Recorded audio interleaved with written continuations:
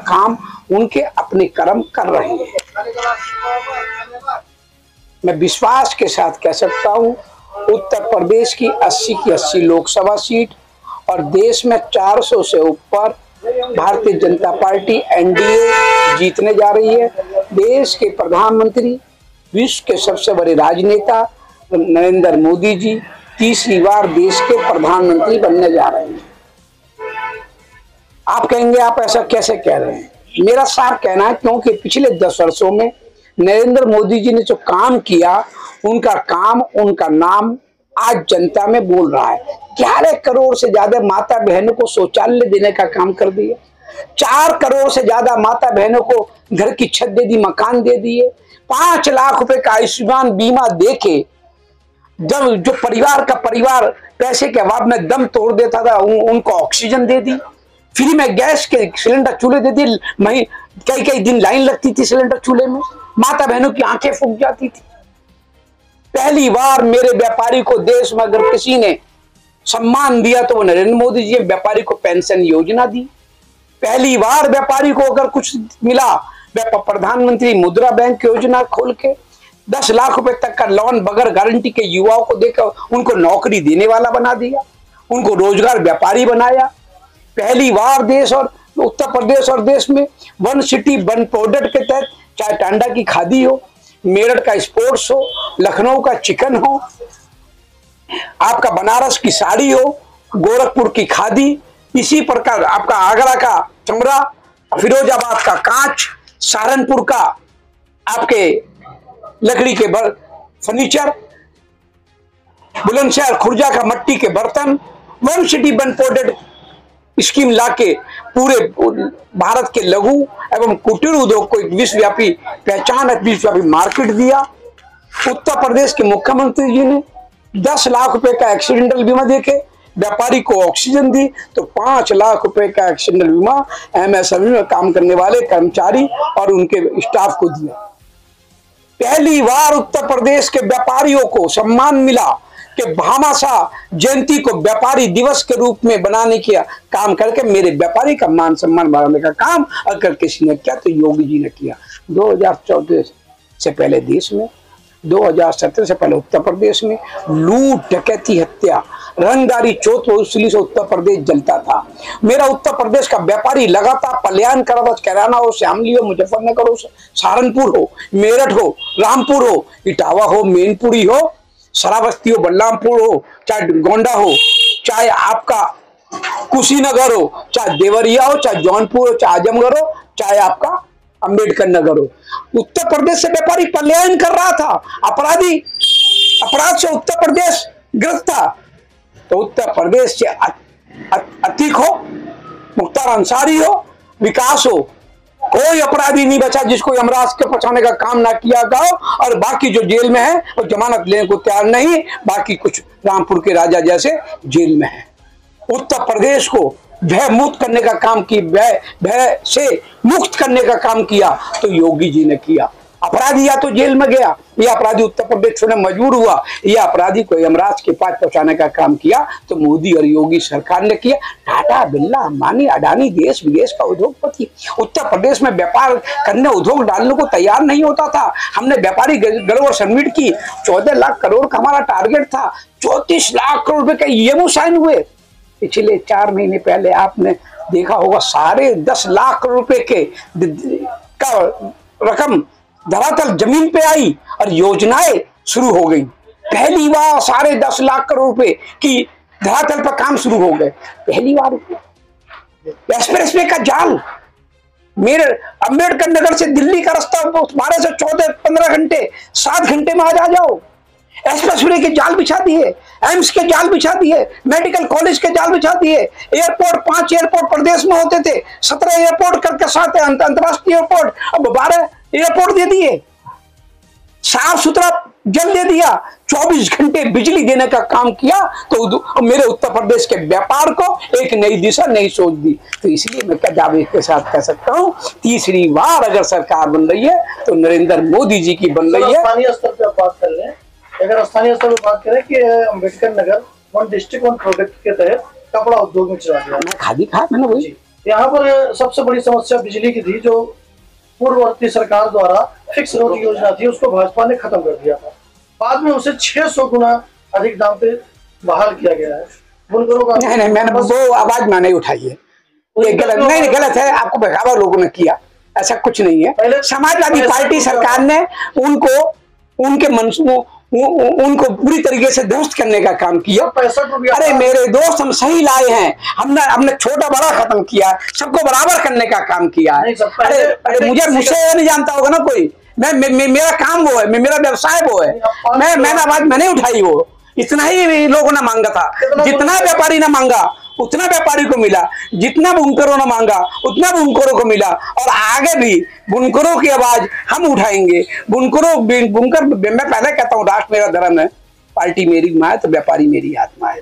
अपनी आत्मा का कहीं शोषण नहीं होने दूंगा।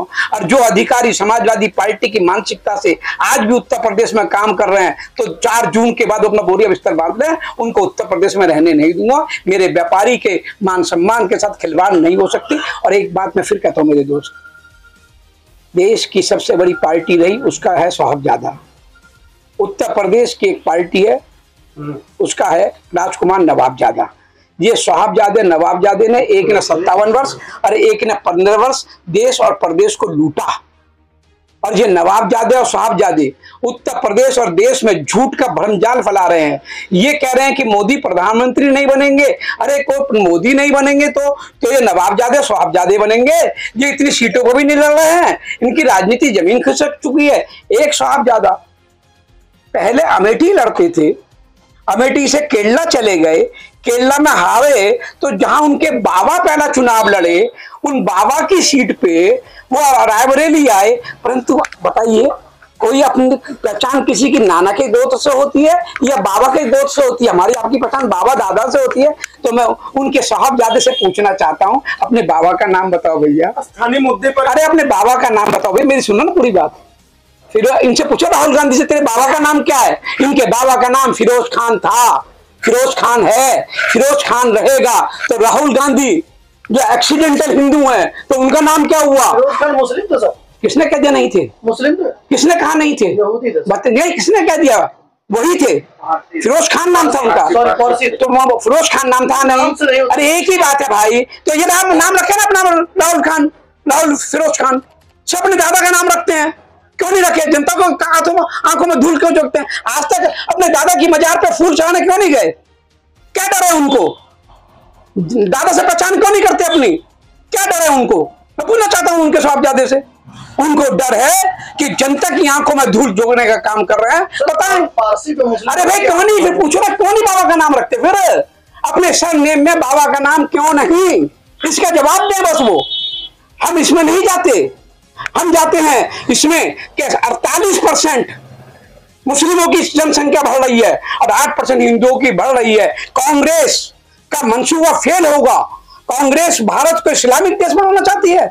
भारतीय जनता पार्टी और भारत का 142 करोड़ देवतुल्य जनता ये होने नहीं देगी। भारत में राम राज्य है। राम राज्य का मतलब होता है हिंदू मुस्लिम सिख ईसाई सबका बराबर सम्मान। हमने ऐसा करके दिखाया। हमने 11 करोड़ शौचालय दिए तो हमने देखा ये हिंदू की माँ मुसलमान की माँ। हमने 4 करोड़ मकान दिए तो हमने देखा हिंदू की माँ या मुसलमान की माँ। हमने 5 लाख का आयुष्मान बीमा दिया तो हमने देखा हिंदू का व्यापारी का बेटा ये मुसलमान के व्यापारी का बेटा। हमने गैस के सिलेंडर दिए, फ्री में दिए, चूल्हे दिए। हमने देखा ये किस माँ को रहा है। हमारे लिए सारी माँ बराबर है, पर इनके लिए जनसंख्या वृद्धि का स्रोत क्या है?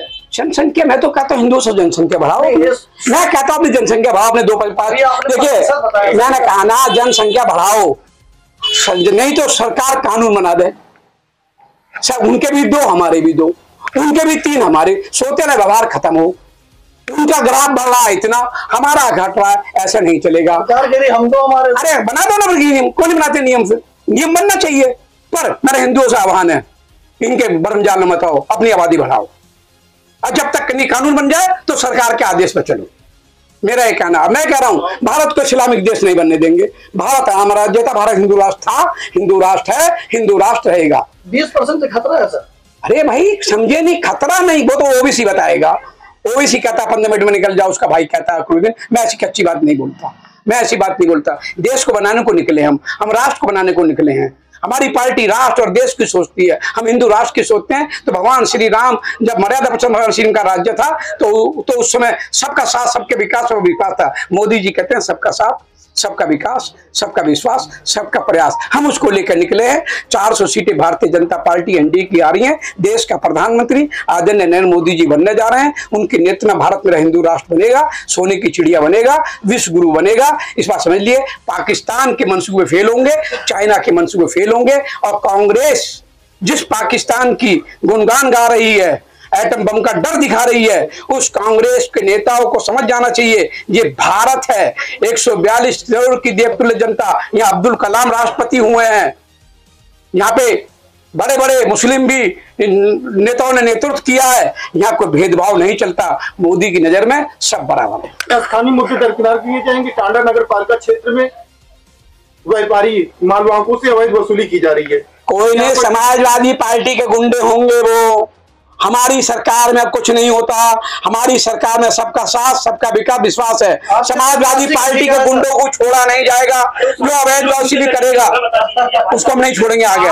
पार्टी में वो कार्यकर्ता के रूप में घूम रहे हैं जो कोई नहीं है, मुझे पता नहीं है, होगा चाहे कोई भी हो। सुनो मेरी बात, चाहे छोटा हो चाहे बड़ा हो, चाहे अपना हो चाहे पराया हो, मेरे व्यापारी को जो शोषण करेगा वो 2-4 जून के बाद छोड़ा नहीं जाएगा। टांडा नगर पालिका क्षेत्र में मैंने कहा मुझे लोकल का नहीं, मेरे से बात देश की कीजिए, प्रदेश की कीजिए। मेरे लिए मुझे उसका इल्म नहीं है। मैंने आपसे 100 बात एक बात कही, मुझे अपनी बात मेरे मुंह में मत डालिए। मेरी बात को सुनिए, मेरी बात को समझिए। ये लोकतंत्र का सबसे बड़ा पर्व है। ये लोकसभा का चुनाव है। यहाँ हम देश को बना के निकले हैं। मोदी देश के प्रधानमंत्री होंगे। ये चाहे पप्पू हो चाहे सप्पू हो, पप्पू सप्पू का जमाना नहीं है। ये जमाना राम राज्य का है। पप्पू सप्पू की राजनीति नैया डूब रही है और भारतीय जनता पार्टी की नैया पूरी तरीके से उभर रही है। अगर व्यापारी की बात की जाए, आप व्यापारी प्रदेश अध्यक्ष हैं, तो कहीं ना कहीं जो जीएसटी है उसकी जटिलता है, व्यापारी उससे करा रहा है। बार बार व्यापारियों ने आवाज भी उठाई, लेकिन 10-7 साल पूरे होने के बाद, डबल इंजन की सरकार होने के बाद भी व्यापारी अभी वही का वही खड़ा है। नहीं भैया, देखिए कांग्रेस बैट लाई थी। बैट लाते समय कांग्रेस ने कहा था बैट की प्रणाली पूरे देश में एक होगी, परंतु जब बैट कांग्रेस लाई तो अपने वादे से मुकर गई।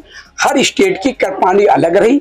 हम जीएसटी लाए, गुड्स एंड सर्विस टैक्स, अभी तक 417 बार उसमें सरलीकरण कर चुके हैं। और आगे मैं आपको विश्वास दिला सकता हूं, मेरे व्यापार जब जिलों में जाते हैं, मेरा व्यापारी जो हमको सलाह देता है, हम सरलीकरण करते हैं। आगे हम जो 4 जून के बाद जीएसटी में और सरलीकरण करने जा रहे हैं। मेरे व्यापारी के शरीर की कहीं भी पसीने की एक कत्तर गिरती है तो विनी शारदा भारतीय जनता पार्टी के शरीर का एक खून का कत्तर मेरे व्यापारी के काम आएगा। व्यापारी के मान सम्मान स्वाभिमान की रक्षा अगर कोई पार्टी कर सकती है तो सिर्फ भारतीय जनता पार्टी। धन्यवाद।